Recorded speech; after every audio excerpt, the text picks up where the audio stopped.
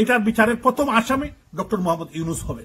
আমি বিশেষ করে এবং তার যারা সহযোগী তাদেরকে তারা যে আজকে আমাদের বাড়ি বাড়ি গিয়ে খুঁজে তারা আমাদের নেতাকর্মী হত্যা করছে, আমি মনে করি যে তাদেরও কিন্তু বাড়িঘর আছে, তাদেরকে এটা বুঝতে হবে। তাদেরও বাড়ি আছে, তাদের বাড়িঘরও কিন্তু মানুষ চিনে রাখছে।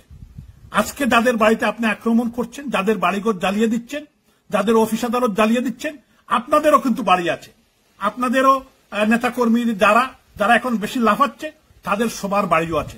আমরা কিন্তু সহনশীলতা বিশ্বাস করি, আমরা চাই না, আমরা এরকম চাই না কেউ বাড়ি করে আগুন লাগুক, কিন্তু তারা যে পর্যায়ে নিয়ে যাচ্ছে আমাদের পিঠ কিন্তু দেয়ালে লেগে যাচ্ছে। আমাদের সমস্ত নেতাকর্মী কেউ আজকে সুখে নাই, শান্তি।